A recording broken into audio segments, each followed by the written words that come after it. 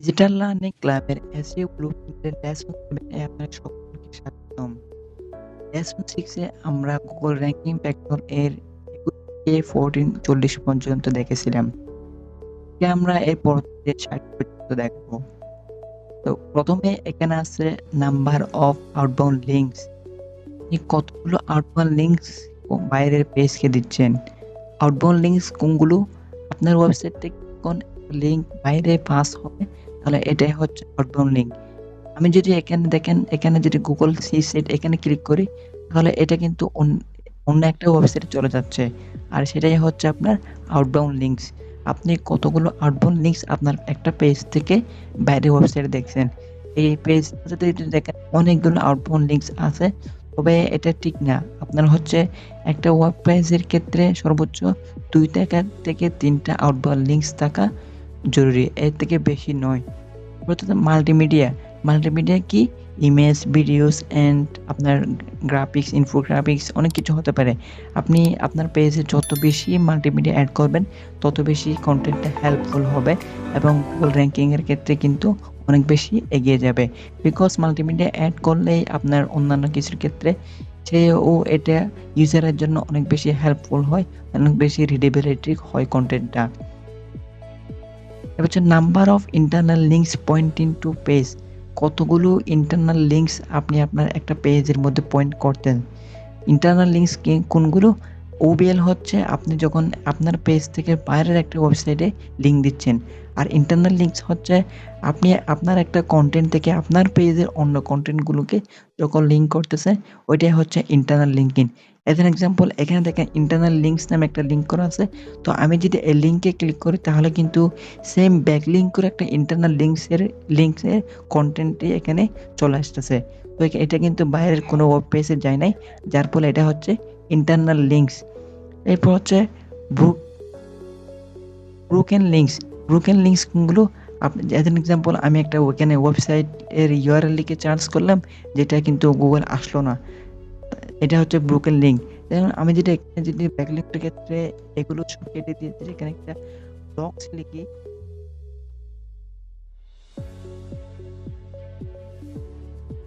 এটা কিন্তু আমার কাছে 404 এরর শো করতেছে, বিকজ backlink.com/blogs নামে কোনো পেজ কিন্তু তার ওয়েবসাইটে নাই।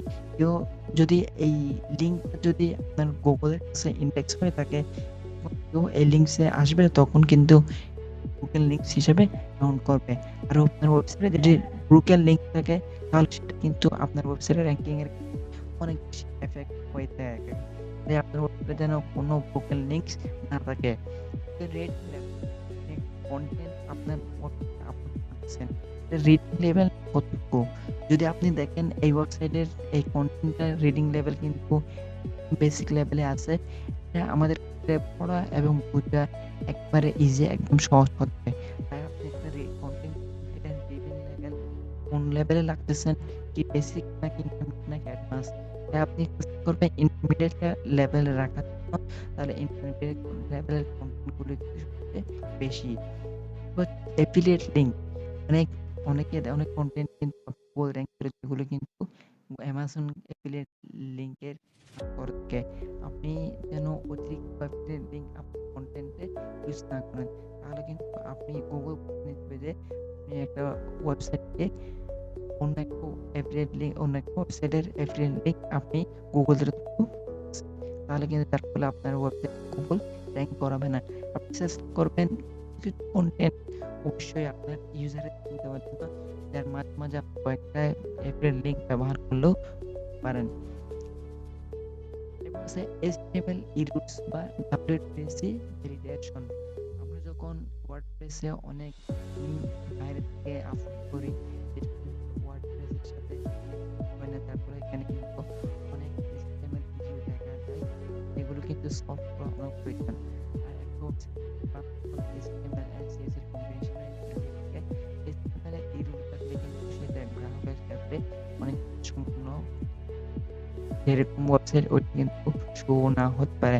তাই প্রথমেই আপনার ওয়েবসাইটে যদি কোনো HTML ইররস বা WPC ভ্যালিডেশন প্রবলেম গুলো অবশ্যই আপনি ফিক্স করে নেবেন। এরপর আছে ডোমেইন অথরিটি। ডোমেইন অথরিটি হচ্ছে মজ কর্তৃক গৃহীত একটা র্যাঙ্কিং ফ্যাক্টর। আপনার ওয়েবসাইটের ডোমেইন অথরিটি যত বেশি হবে, গুগল র্যাঙ্ক পেতে তত বেশি হেল্পফুল হবে। তো সাধারণত ডোমেইন অথরিটি চেক করার জন্য আপনি মজের টুল আছে, ওই টুল দিয়ে আপনি ডোমেইন অথরিটি চেক করতে পারবেন। সাধারণত আপনার ওয়েবসাইট আপনার ডোমেইন অথরিটি যদি 100 হয়ে থাকে, 100 প্লাস 100 এর মধ্যে কত ডোমেইন অথরিটি আপনার আছে সেটা কিন্তু র্যাঙ্কিং এর ক্ষেত্রে গুগল অবশ্যই কাউন্ট করে। হচ্ছে পেজ র্যাঙ্ক। এই পেজের আপনার একটা ওয়েবসাইটের একটা পেজ আছে, ওই পেজের আন্ডারে কতগুলো পেজ আছে। তো আপনি আপনার পেজগুলো কিন্তু র্যাঙ্ক করতেছে, এক্ষেত্রে কিন্তু আপনার ওই পেজগুলোর কোয়ালিটি কেমন। যদি কোয়ালিটি ভালো হয় তাহলে কিন্তু অবশ্যই আপনার পেজগুলো কিন্তু গুগলে র্যাঙ্ক হওয়ার সম্ভাবনা আছে। এরপর আছে ইউআরএল লেন্থ। ইউআরএল কোনটা? এই যে আমি এখানে সার্চ করে এই কন্টেন্টের মধ্যে আসতেছি, এটা হচ্ছে ইউআরএল। আপনার ইউআরএল লেন্থ কতটুকু।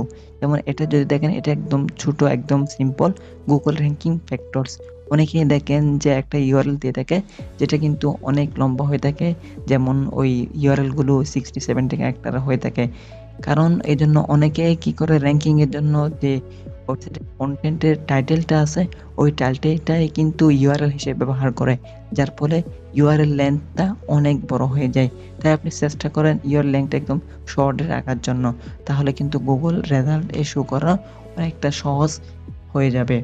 এবার হচ্ছে ইউআরএল পাথ কোনগুলো? যেমন আপনি যদি এখানে দেখেন, আমি একটা পাথ পেরিয়ে কিন্তু মূল কন্টেন্টে যেতে পারতেছি।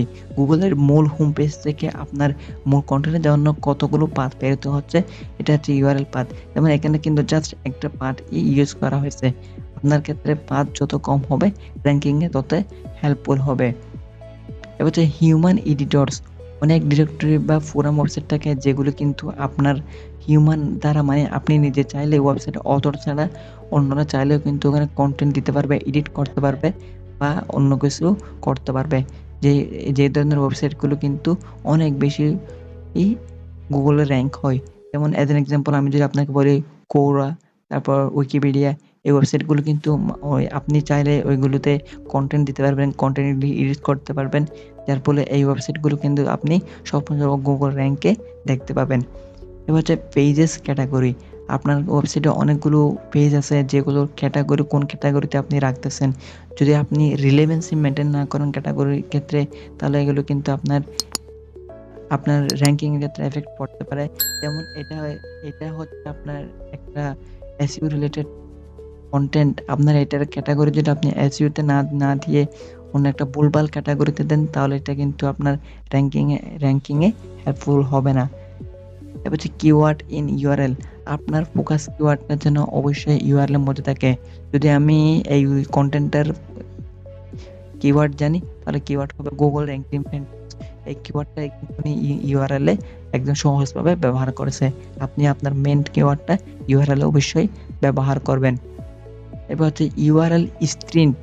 আপনি একটা ইউআরএল ব্যবহার করবেন যেটা কিন্তু একদম যেন স্ট্রিন্ট বাই স্ট্রিন্ট হয়। যেমন এখানে একটা ইমেজ দিয়েছে, এখানে যদি আপনি দেখেন bestbuy.com/cellphone all cell phone plans, এই ধরনের যদি আপনি স্ট্রিন্ট ব্যবহার করেন, তাহলে গুগলের বুঝতে সহজ হবে যে আপনার কন্টেন্টটা এই লিঙ্কে গিয়ে আপনার এই কিওয়ার্ডের আন্ডারে কন্টেন্টটা ইন্ডেক্স হচ্ছে, যার ফলে আপনি সহজ একটা র্যাঙ্ক পাবেন।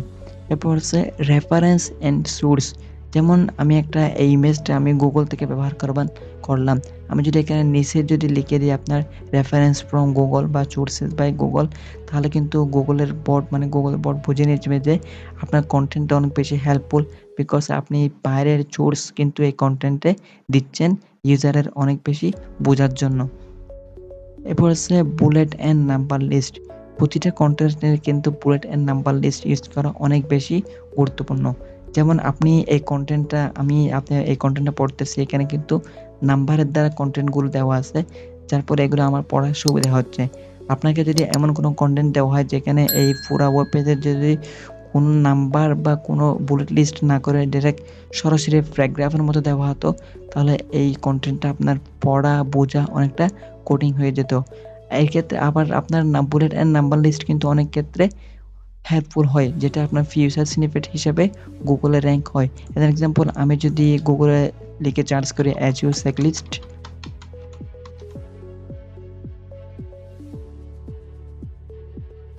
এখানে কিন্তু আপনি এরকম সার্চ করলে কিন্তু অনেকগুলো পেজ দেখতে পাবেন, যেগুলো বুলেট লিস্ট বা ফিউচার স্নিপেট হিসেবে আপনার শো করতেছে। তো আপনি চেষ্টা করবেন আপনার পেজ অবশ্যই নাম্বার এবং বুলেট লিস্ট অ্যাড করার জন্য। এটা priority of page in sitemap. আপনার পেজগুলো আছে, যে অনেকগুলো পেজ আছে যেগুলো অনেক গুরুত্বপূর্ণ পেজ, ওগুলোর জন্য আপনি এক্সট্রা সাইটম্যাপ ক্রিয়েট করে গুগলে পাবলিশ করবেন, যাতে গুগল আপনার ওই সাইটম্যাপগুলোতে প্রায়োরিটি দিতে পারে। এবার হচ্ছে ট্রু মানি আউটবাউন্ড লিঙ্কস, যেটার কথা আমি আগেও বলেছিলাম। আপনার একটা পেজে কতগুলো আউটবাউন্ড লিঙ্কস আপনি দিচ্ছেন, যদি যদি দেখেন এটা কিন্তু অনেকগুলো আউটবাউন্ড লিঙ্ক ব্যবহার করা হয়েছে। তেমন এটা হচ্ছে আপনার নর্মাল, বিকজ এটা হচ্ছে একটা গাইড কন্টেন্ট।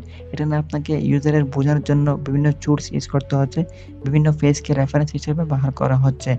তবে কিন্তু যে আউটবাউন্ড লিঙ্কসগুলো দিচ্ছেন, এগুলো কিন্তু নো ফলো হতে হবে। নো ফলো বলতে কি, গুগল যখন এই কন্টেন্টটা রিড করবে, যেমন এই লিঙ্কটা যে পাস হয়ে যদি এই ওয়েবসাইটে যেতে পারে, তাহলে এটা হচ্ছে ডু ফলো। আর যদি যেতে না পারে, তাহলে এটা হচ্ছে নো ফলো। যেমন আমি যদি এখন এই লিঙ্কটা নো ফলো কিংবা ডু ফলো চেক করতে চাই, আমি এই লিঙ্কটার ইন্সপেক্টে যাব।